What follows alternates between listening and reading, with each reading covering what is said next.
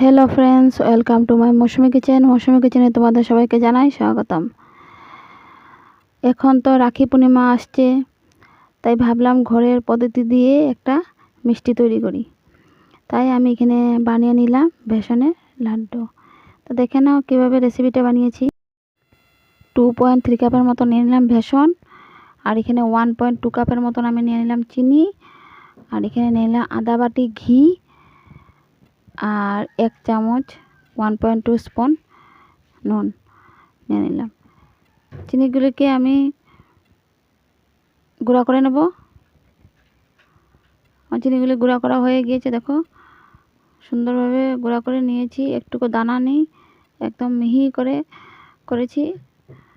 এরকম করতে হবে, দানা থাকলে হবে না, জটা জটা ধরে যাবে, সেই জন্য মিহি করে করতে হবে চিনিটাকে। এখন আমি এই কাপের মধ্যে আমি ঢেলে দেব।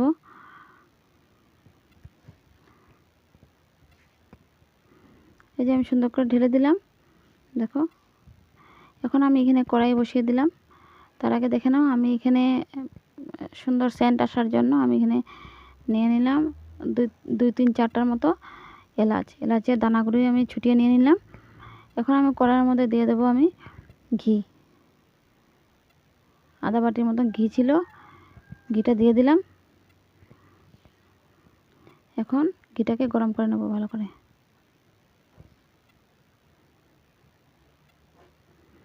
আমার ঘিগুলো গরম হয়ে গিয়েছে, তার মধ্যে আমি দিয়ে দিলাম বেসনটা দিয়ে ভালো করে নাড়াচাড়া করতে হবে, কাঁচা থাকলে হবে না, ভালো করে ভাজতে হবে, তাহলে কাঁচা যে গন্ধটা থাকে ওটা চলে যাবে।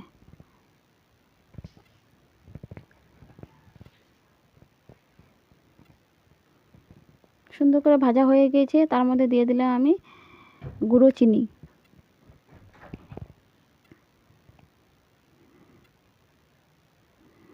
গুঁড়ো চিনিগুলো দিয়ে ভালো করে নাড়াচাড়া করে নিচ্ছি। এখন আস্তে আস্তে চিনিগুলো গলে যাবে, ওর মধ্যে ভালো করে সুন্দরভাবে মিক্সড হয়ে যাবে।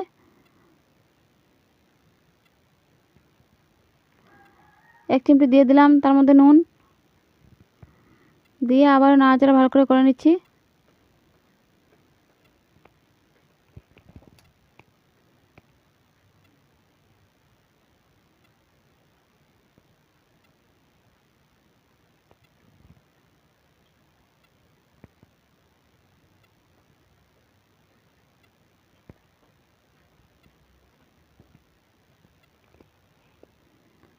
চিনিগুলি গলে গিয়েছে, দেখো কি সুন্দর করে নাড়াচাড়া করতে করতে চিনিগুলি গলে গিয়েছে।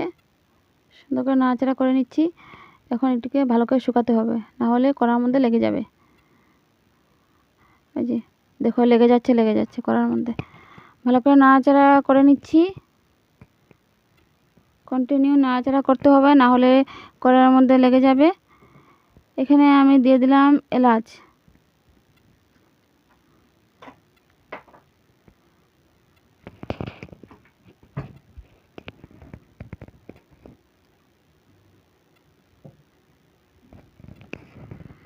দেখো কি সুন্দর করে হয়ে গিয়েছে। এখন আমি একটা প্লেট নিয়ে নিলাম, প্লেটের মধ্যে 1 চামচের মতো আমি এখানে ঘি দিয়ে দিলাম। ঘিটাকে ভালো করে প্লেটের মধ্যে মেখে নেব, যাতে ওর মধ্যে না লাগে।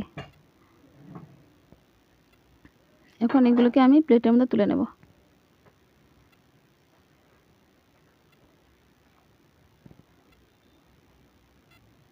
কি সুন্দর একটা কালার এসে গেছে, দেখো।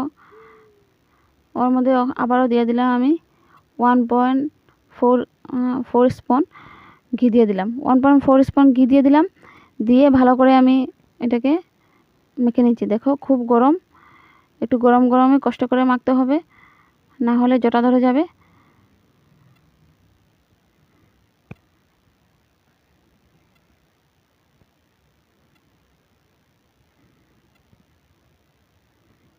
এখন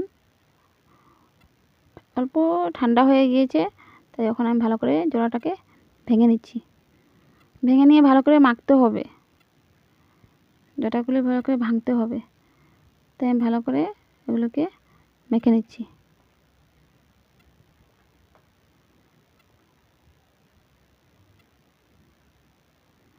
এইভাবে করে ডলে ডলে ভালো করে মাখতে হবে।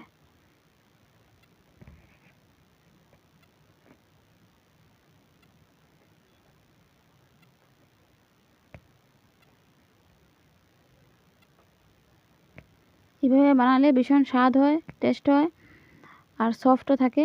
দেখে নাও।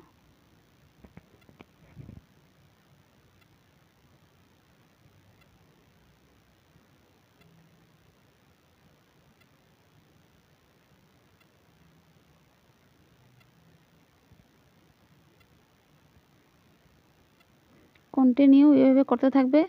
করতে করতে যেগুলো দানা ছিল সবগুলি সুন্দর করে ভেঙে ওর মধ্যে মিক্সড হয়ে যাবে সুন্দর করে। দানা থাকলে চলবে না, না হলে মুখের মধ্যে আসলে শক্ত শক্ত লাগবে। তাই দানাগুলি ভালো করে ভেঙে একদম নরম করে নেবে।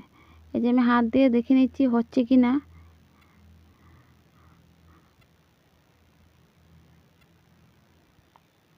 আমি দেখছি, ট্রাই করছিলাম যে হচ্ছে কি না, যে না আর একটু করতে হবে।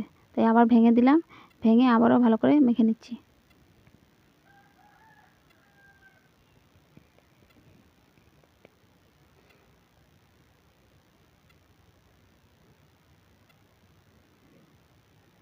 দেখো আমি হাতের মধ্যে একটু ঘি মেখে নিলাম, মেখে নিয়ে এইভাবে গোল গোল করে এখন লাড্ডুগুলিকে বানিয়ে নেব।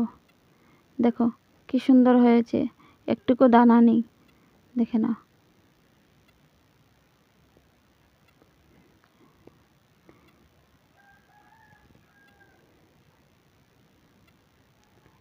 এইভাবে করে গোল গোল করে আমি এক এক করে সবগুলো এইভাবে বানিয়ে নেব।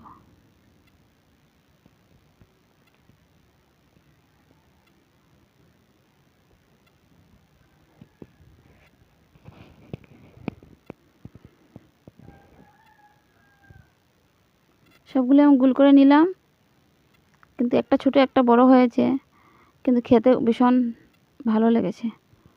আমি একটা খেয়ে দেখেছি। তার মধ্যে আমি একটু উপর দিকে একটু ডিজাইন করে নেব,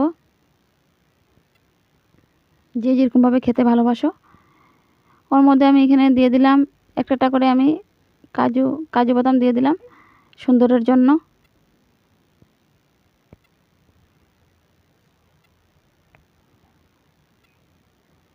দেখে নাও কি সুন্দর লাগছে দেখতে। এখন